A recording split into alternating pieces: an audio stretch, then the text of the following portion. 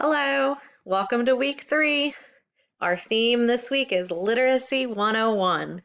Yet again, I'm taking a gigantic topic and squeezing it into about a dozen slides and a hopefully less than 20-minute lecture.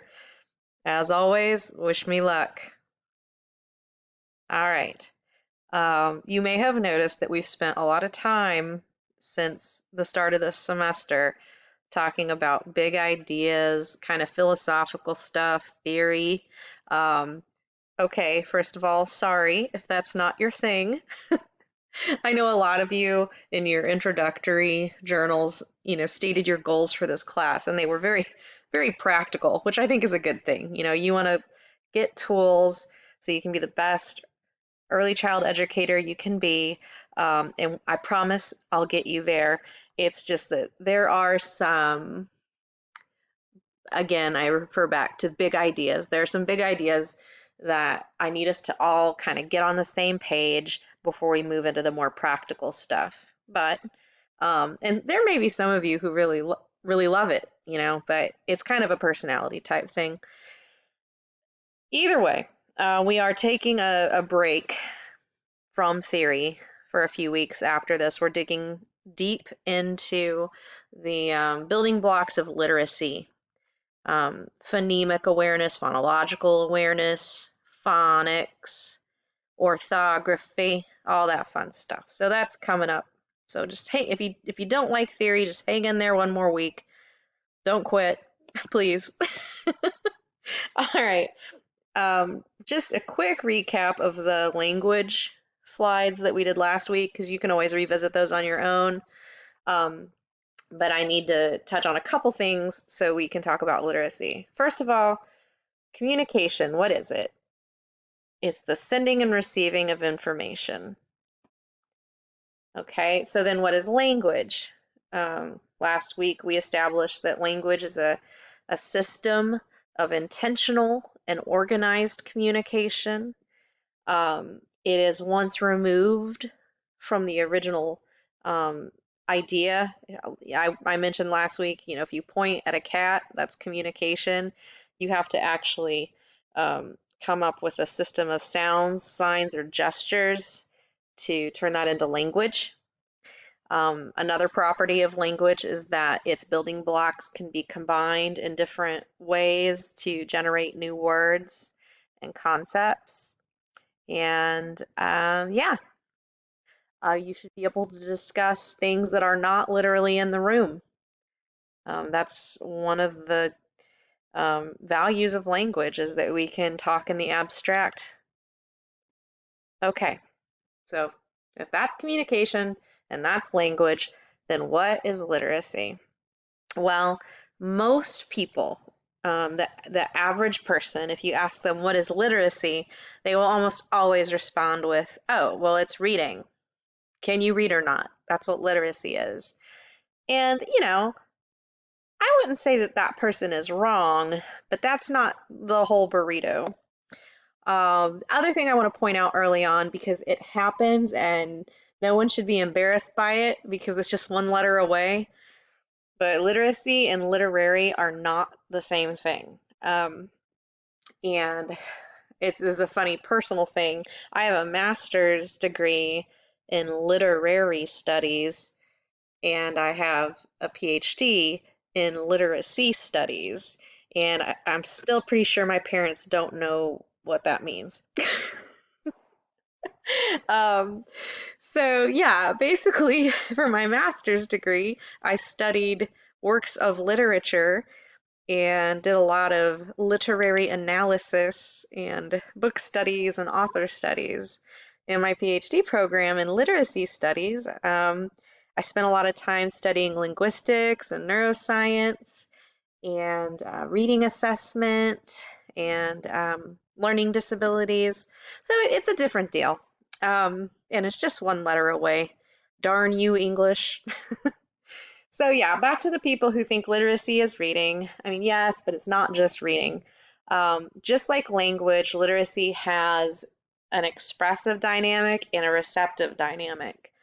It's both spoken and written. Remember, anytime I mention speaking and listening, I'm also including gesture, for example, sign language. So really, what is literacy? It's where all these things kind of meet and bounce off of each other, which should take your mind back to the language acquisition theory, transactional theory. It's one of my favorites because of this. So yeah, these things are happening all the time at the same time, and I'll talk more about that later. And if there were to be a quiz question where I ask you to explain how is literacy different than language, the the best way to put that is language is the system of symbols, signs, communication. Literacy is taking that system and using it, creating texts, reading texts.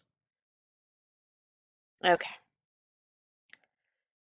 so working definition of literacy, the ability to compose and comprehend language-based texts.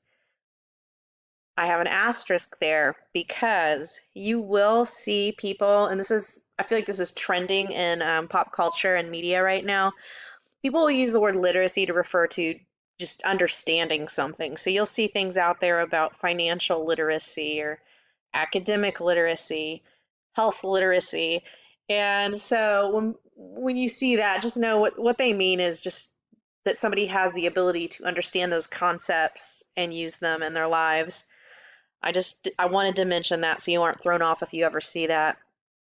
Um, but the other thing, literacy is an individual's ability, but also like my degree I was telling you about, it can refer to the study of reading, writing, creating texts, decoding texts, all that fun stuff. Okay, speaking of, what is a text? There's kind of a hippy dippy definition, and then there's a more focused one. Okay, and so um, here's the hippy dippy. Any idea or message that has been encoded into a chosen medium, that's a text. And then, okay, that begs the question, what's a medium? Well, the medium is the chosen code used to deliver the message. So this is where it gets kind of wacky. For our class, the reason I mentioned at the top there language-based texts, I'm talking about texts that have words. But if you really want to get philosophical about it, pretty much anything can be looked at as a text. A symphony is a text. The Statue of Liberty is a text. A music video is a text. A photograph is a text. So yeah, but just know that for our course, oh my gosh, I don't know if you could hear that. My dog is sitting behind my laptop and he is so bored with me. He's groaning. I apologize. I hope you're not feeling like my dog. Okay, so using this whole code metaphor, if a text is an idea encoded into a medium and the medium is the code, that means when we're reading something, we're decoding it. When we're writing something, we're taking our abstract ideas, our thoughts in our head, we're encoding those into the written language. Okay? And that does apply to gesture, sign language as well, right? So if you're signing, you're encoding, and if you're watching someone else sign, you're decoding. Whew, okay, moving along, moving along. Okay. I know some of you have taken English at Coastal, maybe elsewhere. And I don't know how many of you are taking 112 already or have taken it, but you've probably been tortured a little bit with rhetoric at this point in your studies. And yeah, I know. It's it's an EDU course, it's not an English course. Lady, why are you doing this to me? You might be thinking. Well, if you recall from your English class, or maybe you're learning for the first time, rhetoric is the study of how an author creates a text to reach an audience and fulfill a purpose. So I ask you, how can you not think about rhetoric if you're thinking about literacy? And I am going to show you this handy dandy graphic that I made for my English 111 class. Okay, so this is the rhetorical triangle, and if you look, you're going to see the elements of every text, the author who created it, the text itself, the audience it was made for, and then everything inside that triangle is the content, like what's in this text. So if the text is a Shakespeare play, well, then the content is what's the words that are in the play. But then what about the big box? That is the context. And that's everything else that is important to know about the text other than the content. So, what does this have to do with early literacy? Well, I'll give you a perfect example. Let's say you've chosen a high quality book to read to your students at circle time. Um, do you just flip to the first page and start reading the first sentence? Or do you instead maybe have a little conversation before you start reading the book? And you can ask, I call them the owl questions, the journalist questions. Who wrote this book? Who illustrated this book? Who do you think is the best audience for this book? These are questions that children are eager to answer. What do you think this text will be about? When. Now, the when you can apply to the content.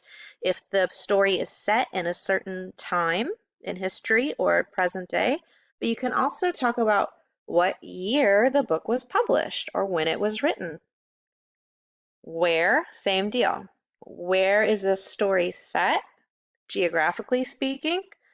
Or where was the author when they wrote this book? Or where was this book published? You can take it in many different directions. Why? And this is a fun one. You'll get some great answers from kids. Why do you think the author chose to write this book? And then how? Now, this part might get a little advanced for the little ones, but when I say how, I mean the medium. Like, how was this message delivered? You can talk about that a little bit with children. You can talk about the type of book, the genre, whether it's a picture book, or maybe it's a wordless book, or maybe you're about to recite a poem or tell a story, right? So you can talk about medium a little bit. You don't have to use that vocabulary. Okay, I am just loading you up with information here. The reading-writing connection.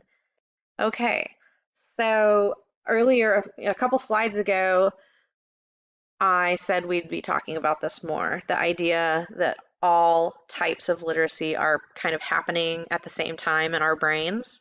Like we're rarely just doing one thing.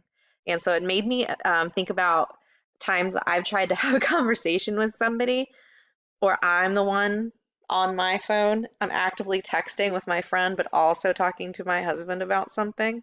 So I'm at the same time reading, writing, speaking, and listening. So if these things are all kind of happening on top of each other, why do we as educators feel this need to separate these into categories or even separate classes? Um, what I mean is, for example, right before I started at Coastal, their developmental program, you would take a reading test and a writing test, and then they would place you into a reading class and a writing class separately based on your abilities.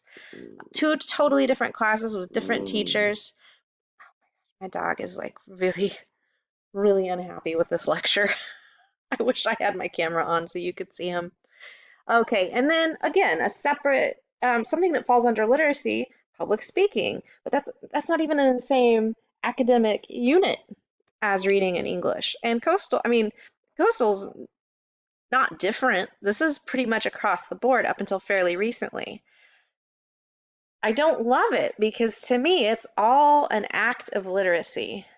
Reading and writing are like breathing in and breathing out. It's all the same thing. It's breathing. Okay, so the good news is that things started moving around with regard to this in terms of research in the say early mid 90s. Don't quote me on that, but it's moving into popularity to take reading and writing and put it back together because research has shown that one can help the other. And this should come as no surprise to you, right? Writing about a text that you've read can improve reading comprehension and retention, and applying reading strategies to a text can improve the quality of your written responses after you have read it. So, one example of this is using summary writing or the oral version, which we call a retell, as a measure of text comprehension, even though it is an act of writing, right? So this is, at this point in reading research, one of the most universally accepted measures of text comprehension. And if you think about it, it makes sense. Think about your own college studies. If an instructor tells you, read this chapter, read this article, if you can't turn around after you've read it and either verbally or written compose about a one paragraph summary that is sort of a recap of what you just read, if you can't do that, does it even matter that you quote unquote read it? I'm not sure, because usually once you've been asked to read something, then you have to turn around and do something with it. And so we rarely just read for reading's sake. We're usually reading in anticipation of composing some sort of response to it or summary of it. Okay, so I already said that integrated reading and writing instruction is trending upwards to my distinct happiness. The North Carolina Community College system has shifted towards, first they shifted towards the DRE for developmental ed, which was taking reading and English and putting it together in one class. And now our newest version of developmental is RISE courses. Again, it's integrated reading and writing. So this makes me very happy because literacy is all the things. But before that, and depending on how old some of you are, you might be nodding along. So I certainly, this was my experience coming up through like middle school and on. In your reading class, you would learn to identify the main point in a passage. And then in your language arts class, you would learn how to compose a topic sentence or a thesis statement. But if you stop and think about it, these are two sides of the same coin. And at no point did a teacher ever grab me by the shoulders and say, these are the same thing. But they are. And I think a lot of students would benefit so much from having this demystified for them. Again, reading sub-skill that's often taught. Identify supporting details within a paragraph. And then you go over to your writing or your language arts or your composition class, and they say, when you make a claim, you need to support your claims with examples and evidence and use specific language. That's all the same thing. It's just the expressive versus the receptive side of it. And again, with reading, you might be asked to read a passage and then make an inference or draw a conclusion. On the writing side, you're taught to synthesize your ideas and compose a meaningful conclusion at the end of your paragraph or your essay. Same stuff. Okay, inching towards 20 minutes here, so I will try to move quickly. This is just a screen grab from a website that I liked. It's called the Royal Geographic Society, and the reason I'm sharing it is because, again, when you talk to the average non-academic person about literacy, one thing that they'll know about it is that the literacy rate of a community is some measure of how quote unquote civilized it is, or how healthy a community is. And so this chart shows some developmental indicators, um, including the literacy rate. It says a higher literacy rate is an indication of higher standards of education and the good ability of the population to find formal employment. It's interesting. All right, moving along. Okay. And then this is the other thing is, we're going to study early literacy, but adult literacy is such a hot topic for the reasons I just described with the developmental indicators of communities and how literacy is tied to successful outcomes for employment, um, and all that stuff. So I just wanted to mention some of the awesome community partners that that have programming for adult literacy. You always go to the community colleges because most community colleges have an adult and basic skills department or division.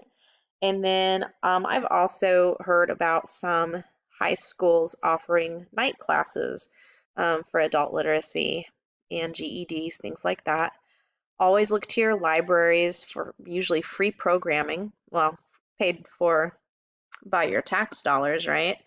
And there are some other public and governmental agencies to look out for, like Department of Health does literacy programming sometimes, and I've seen some really good stuff at just local community centers and parks and rec departments. Um, we also, communities often have nonprofit organizations whose mission is to improve literacy outcomes for their area. Onslow County has a literacy council. Speaking of which, I think they offer service learning. So if you're interested in that sort of thing, let me know. And then some of those professional associations that you looked up during the website and textbook scavenger hunt, you probably saw they have some outreach as well for adult literacy. And then, of course, churches and other private organizations like local YMCAs, I've known them to have programming as well. Okay, we're almost there, guys. So what can go wrong with literacy? It's very similar to the list from last week, what can go wrong with language. Um, Going back to the code metaphor, some people have problems encoding, some people have problems decoding. Most people who have problems with one have problems with the other. That's just kind of how it works. Um, and I did want to explain briefly that when I talk about receptive literacy, there are many levels to it. And we'll get into this more when we talk about phonics. But once a child learns phonics, they can then look at a developmentally appropriate text and go through and literally decode from the letter that they see on the page to the corresponding phoneme. And that's great. If you look at CAT on a page and you can go at cat, that's great. That's wonderful. However, there's more, right? We all know that there's more. Then you have to access your lexicon in your mind and find that image of a cat and make that connection. And so that's the level of comprehension. So you've got decoding, you've got comprehension, and then you have the next level, which is if you walk away from that text, can you remember what you just read?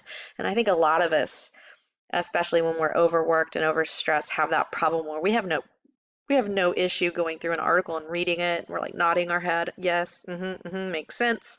Then you shut the book and go, what on earth did I just read? Oh, and I skipped over this word collars, but what I was talking about is you've maybe met a child like this who can take a leveled reader and go through and do the decoding, but then they cannot do the thing that I was mentioning earlier, the retell, where that you say, okay, tell me a little bit about what you just read, and then they can't do it. Um, and I've heard those children referred to as word callers, and I, it should be evident why.